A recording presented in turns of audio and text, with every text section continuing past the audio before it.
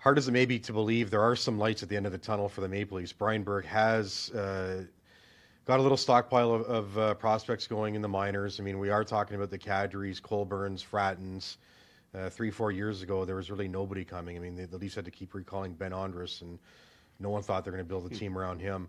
But I do like some of those players that we've seen. Jake Gardiner obviously comes to mind right away, having the season that he's had, leading all rookie defensemen in scoring.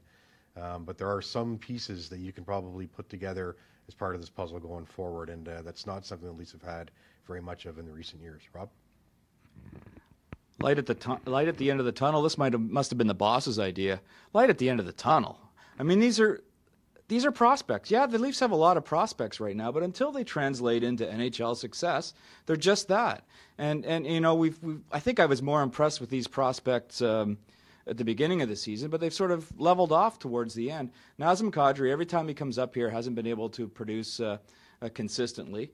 Joe Colburn, who was up for a couple games towards the end of the season, hadn't scored with the Marlies for about a dozen games or so.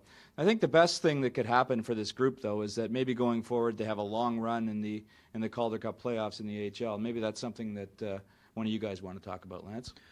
Well, you know what?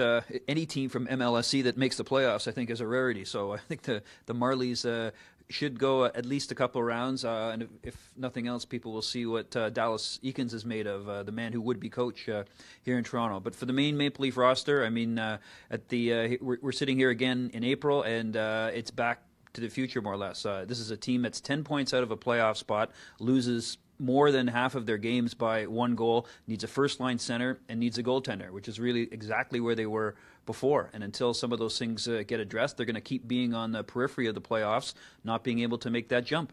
What do you think, Mike?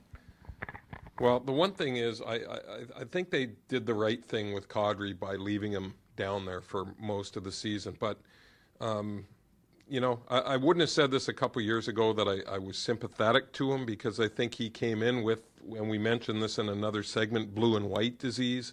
The second the Leafs drafted him, a kid from Southern Ontario, he had a little bit of a big head, and he admits it now. But the way that they've yo-yoed him back and forth, I mean, I'm glad to see him stick there.